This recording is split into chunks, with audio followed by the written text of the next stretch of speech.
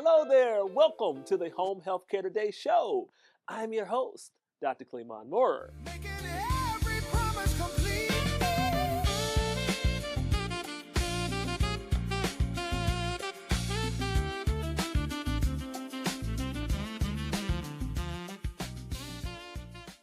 It is May. In May, we talk about several important topics on the Home Healthcare Today show, but this particular episode focuses on National Foster Care Month.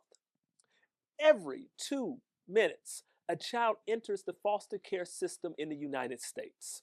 Right now, nearly 329,000 children are in foster care nationwide, and roughly 10,000 of them reside right here in Michigan. Today's guest, Jennifer Stevens. Jen Stevens is the director of foster care at Samaritas. She leads one of the most important organizations doing this work in our state. Samaritas is the largest private foster care organization in Michigan, supporting more than 800 children every single day.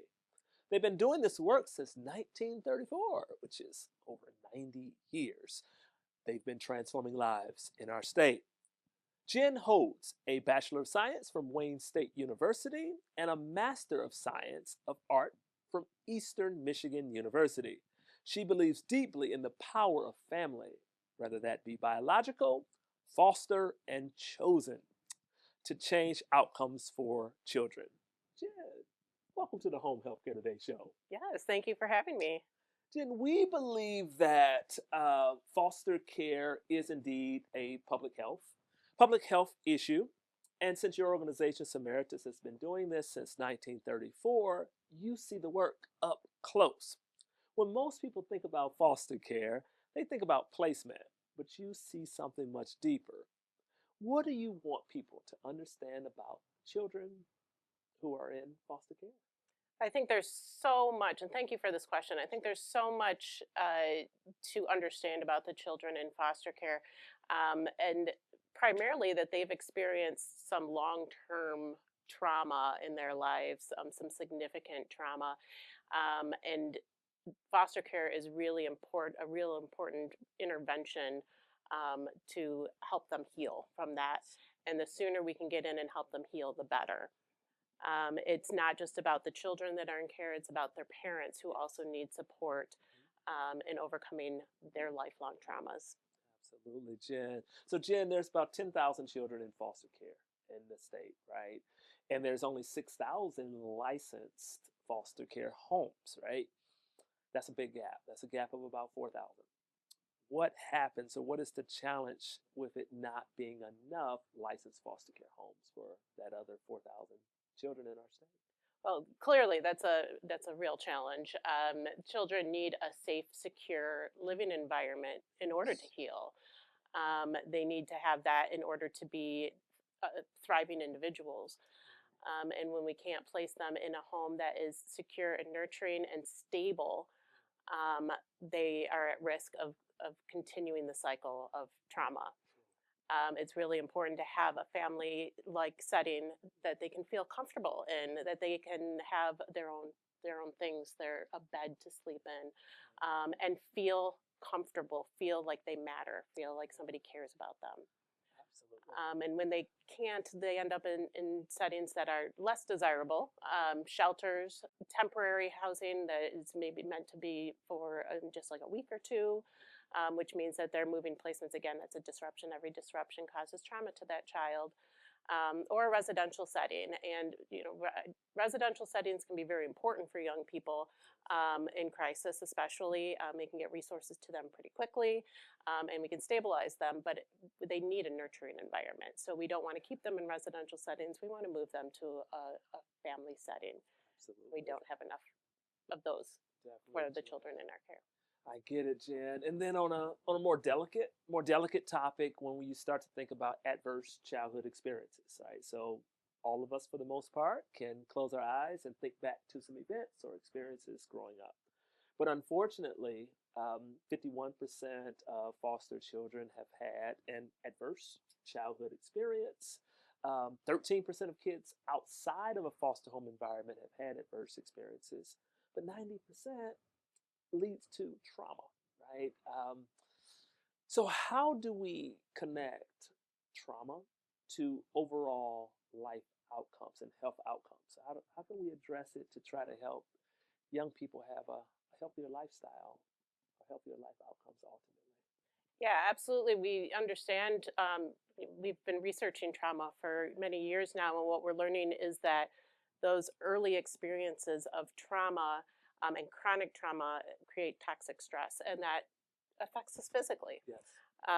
So even if we're not seeing those physical health concerns now, we're going to see them in the future. We're likely to see them in the future.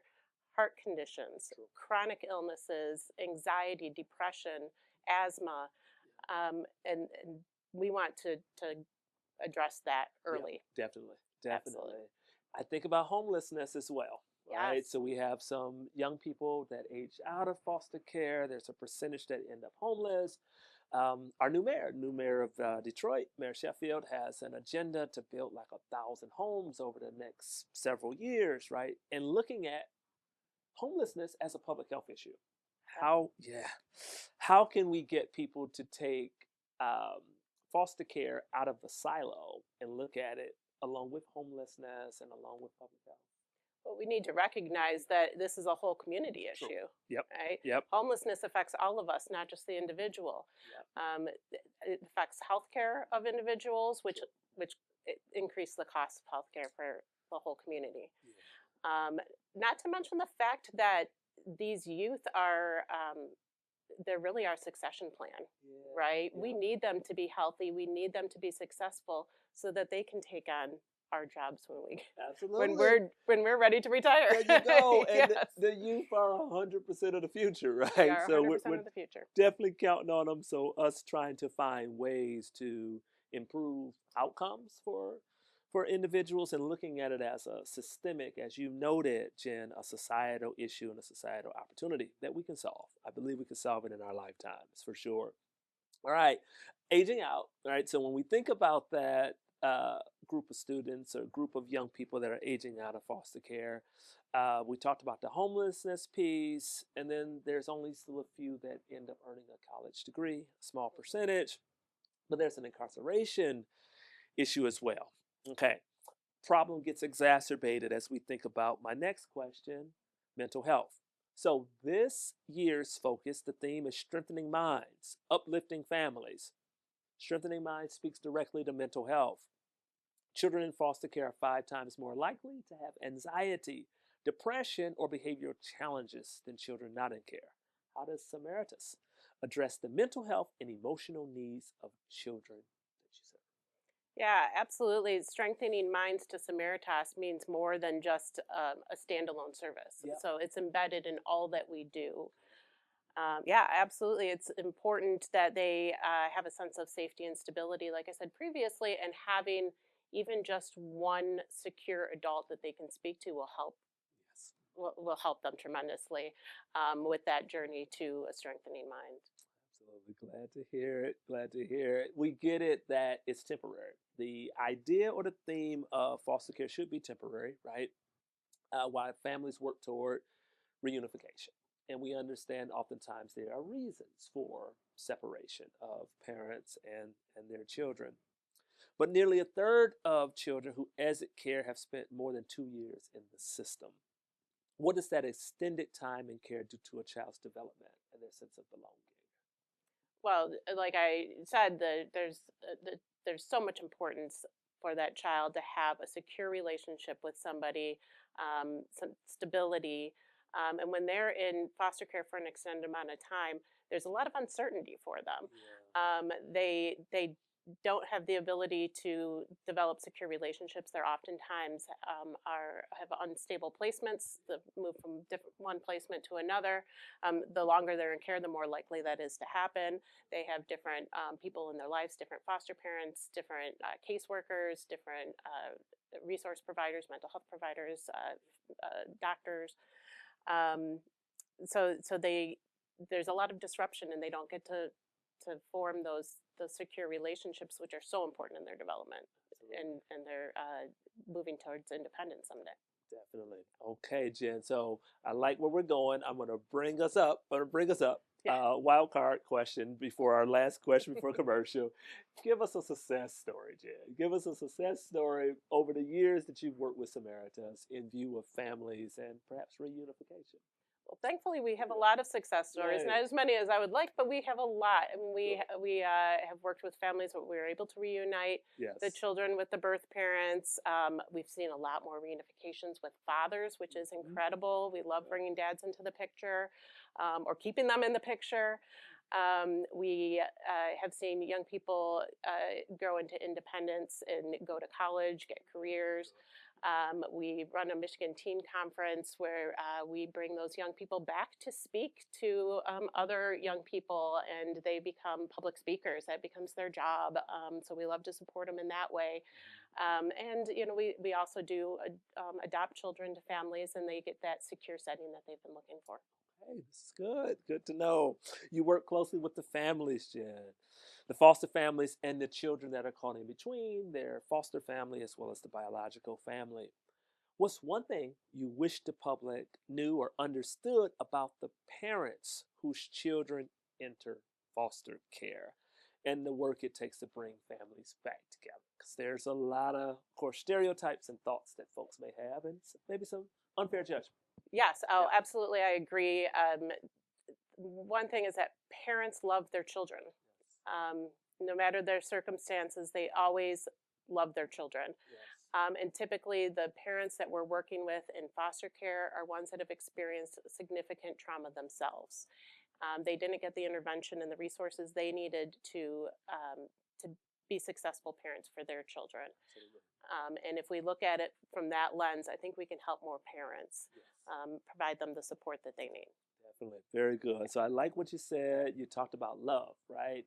And we understand that, yeah, there may be some challenges, there may be some issues as related to incarceration, for example, right? Or issues with mental health, right? Or substance abuse. But understanding that a lot of people have children young and life is a trajectory, right? So just because a person has a challenging start or the start to their children's lives is a bit challenging, you've got some great success stories Yes. about how Samaritas helps families to unify and move things forward. Jen, we're going to head to a commercial. On the other side of the commercial, we're going to talk about prevention, support, and the path forward for families. All right, folks, stay tuned. We'll be right back. So hello, my name is Opal May, Senior Director, Corporate and Community Engagement with Samaritas.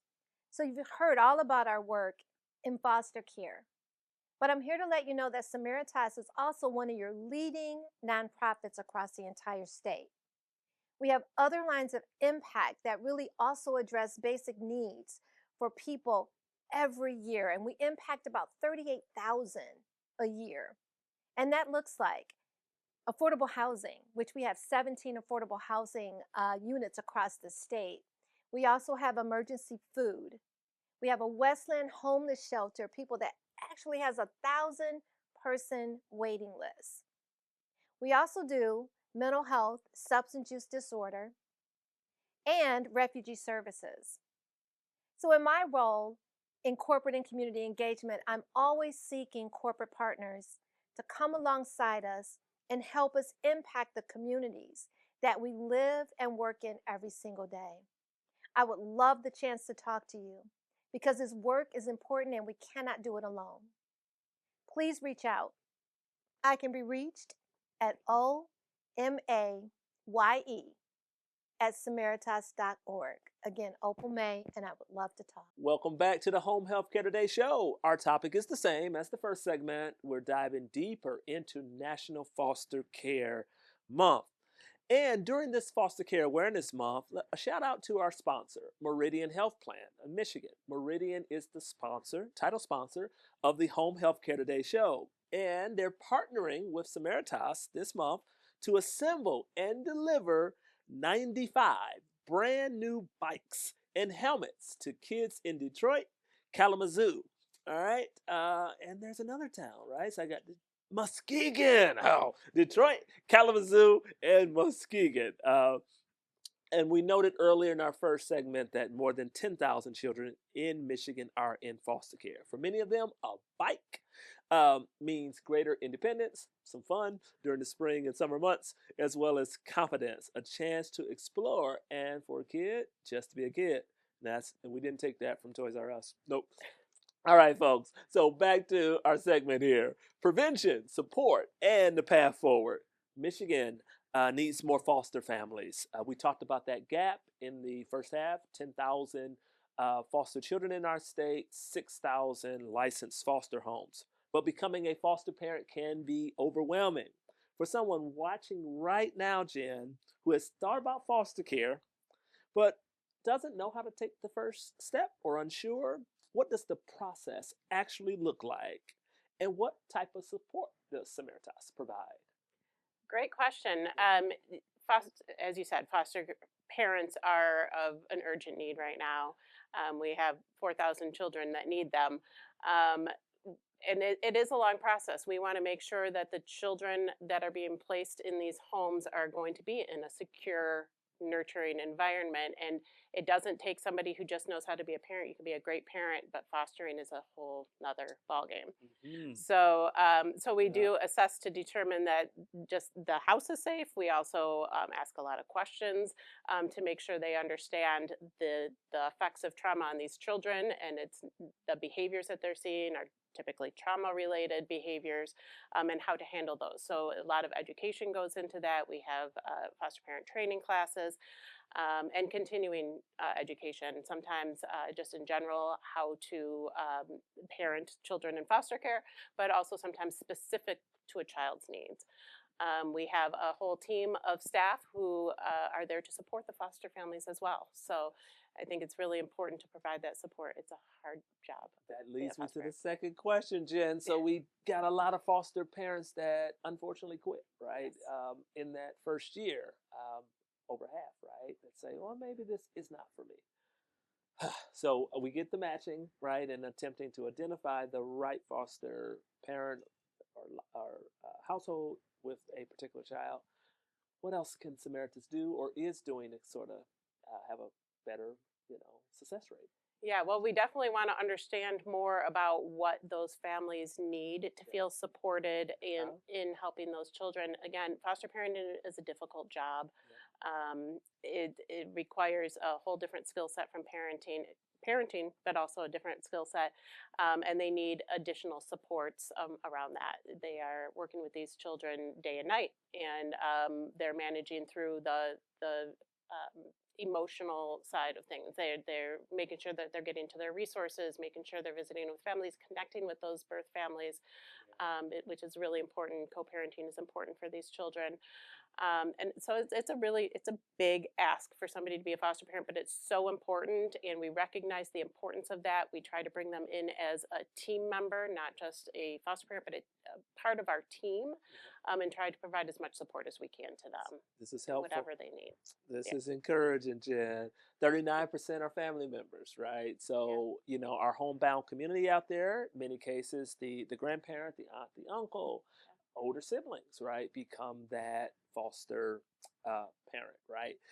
So as we think about that, what can we do to support the grandmas out there, the granddads, the aunts, and the uncles who step up? And sometimes it's their second go or their third go. It is. And we talked, like prior to the show, raising kids today is a lot different than some of us 70s and 80s babies. So yes, it is. And certainly raising somebody else's children who has experienced some significant traumas is even more of a challenge. It's much different. So relatives are really important in foster care. They typically already have a relationship with the child, so the child can go into the home already feeling secure. They are able to practice cultural and familial traditions naturally in the home. They have natural relationships with the parents, which are really important. So and at Samaritas, we have over 50% of our children that are in foster care in relative kinship placements. Okay. So we as much support as we can. We do encourage them to become licensed because there is additional support with being licensed, but that's not always ideal for the relative. Typically, the relative, it's a very quick decision for them to take the child in. They're already doing the work, so to become licensed just seems like a burden, and which I understand. And so we try to provide just the same supports as if they were licensed to them. I think it's really important for the community to know, though, that these relatives are taking these children in very suddenly. They don't always have a bed available to them. They don't always have the food that they need to support them. Clothing. A lot of times, our children don't get to grab the clothing that they have, or that they need more clothing, and they don't have those immediate needs in their home. So we're providing them those needs right away when we're placing a child. That's so helpful. The tools, the resources, the things that a lot of folks just don't tend to think about. Jen, every year about 15,000 young people age out, right? Without having a permanent family. We've seen, Job Corps as a destination, Amazon Fulfillment Center, college campuses and universities, right? Often become that destination. Turn 18, turn 21, and then suddenly that safety net may be gone, and you're like, I'm on my own now. What is Samaritas doing to better prepare you for that transition? Now, it's hard for youth, period, right? Yeah. Let's just go there. Most youth feel like the only thing that's wrong with the world is they're not running it, right? Yeah. But what is Samaritas doing to, to help foster kids to make that transition to adulthood?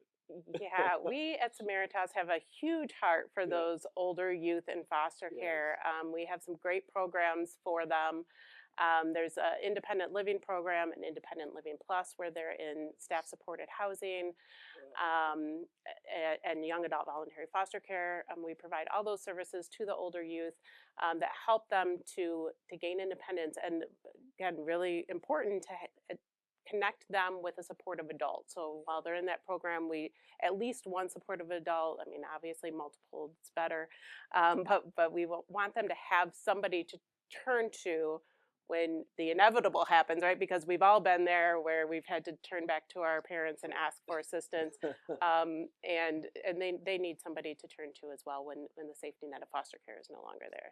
Wonderful. This is good. Very encouraging, Jen. All right, so there's people watching that say, hey, Doc, I can't necessarily raise a child at this point. I can't be a foster parent, but I want to help. What can they do? What can some folks out there in the community do to support children who are in foster care and support Samaritas? Yeah, not everyone wants to bring or is able to bring a foster child into their home, but there are so many ways to support them. I mean, I could probably continue with the rest of the show discussing that, Yep. but some ideas I have off the top of my head include those special needs. So Yeah. those relatives or foster parents who are taking in a child. They get a call, and 15 minutes later, a child is being brought to their home that need some of those physical things, concrete needs right there, right then. We love to give gift cards to the family so they can get dinner, and the parents don't have to think about how, the caregivers don't have to think about how they're going to feed that child. And they haven't made dinner yet, and they can't plan for it because it's a disruption to the household. Making sure that they have a bed. The children go into a house that is unfamiliar. They they're given a bed that has somebody else's bedding on it.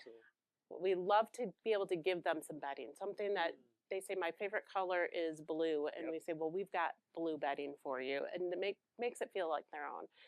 Those little things can be super helpful to a child. It can be incredibly meaningful. Absolutely. Yeah. And of course, there's other financial supports programs do not have the funding that we need to really make a good program. We're always scraping by, so funding is always important. We've got those bike donations that are incredibly important. Those are things that anybody can help provide, even if it's just one bike that your child is growing out of. Okay, so Yeah. I'm going to reach out to my colleagues there at the Piston Group, Vinny Johnson and the team, if you all are watching. Vinny Johnson, a passion of the Piston Group are bikes, right? And they do a lot to help kids in the communities that we know and love. So, Jen, shout out Vinny. Okay, now, getting back to our script here. I see your passion. You light up when you talk about the kids and the work that you do to co-facilitate the transition into foster care and to reunite families with their children. Your career, your background, there's so many different ways you could have gone, Jen. What gives you hope? What keeps you passionate about this work? Because it has to be done. It's so important, not for the individual children alone. I mean, it is obviously important to each individual child, each parent, but it's important for our entire community. It's important for our healthcare systems. It's important for our justice systems, for the entire community. So that's what gets me going. I mean, there are a lot of really tough days in the work that I do, and that's what I think about when I feel like giving up. I can't give up. There are too many people that have given up on these children and their families.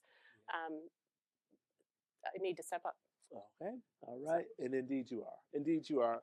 Jen, I know I mentioned earlier that even with our work through I Care for Detroit, doing business as I Care for Michigan, we pull mobile units up, to foster care environments, and we provide vision care for a lot of young people. Some of which should say, hey, I haven't had an eye exam in years, right? And a kid that has a -7 in one eye and -8 in the other, and getting them the glasses, really moves them forward.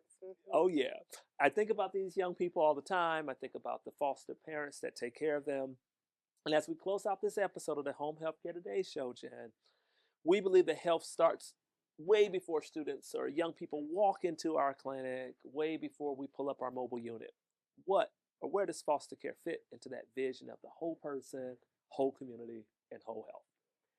Yeah, another great question. Again, the children in foster care have experienced some toxic stress, some considerable trauma in their lives, and that affects their physical health. Having unstable housing affects their physical health. We need to work with them as quickly as we can, intervene as soon as we can, and continue to provide support to them into their adulthood so that they can be successful. It helps them, it helps the whole community. Absolutely. Well, we're here to support, Jen. Thank you for providing so much insight for this episode of the Home Healthcare Today show. Hey, folks, next week, tune in. We're going to discuss Women's Health Month, and it's a special Mother's Day episode, coincidentally and ironically, that you would not want to miss. Stay tuned. Every Saturday at 10 a.m., we bring the Home Healthcare Today show, hosted by Dr. Cleamon Moorer and sponsored by Meridian Health Plan in Michigan. We bring health and wellness topics straight to you. Tune in at 10. If we want to make sure that we can optimize what life is like for you outside of this exam room, I need to know what you do. Are you involved in sports? Are you involved in music? But it's really making those connections so that they feel comfortable, because it is something that they will be doing the rest of their life.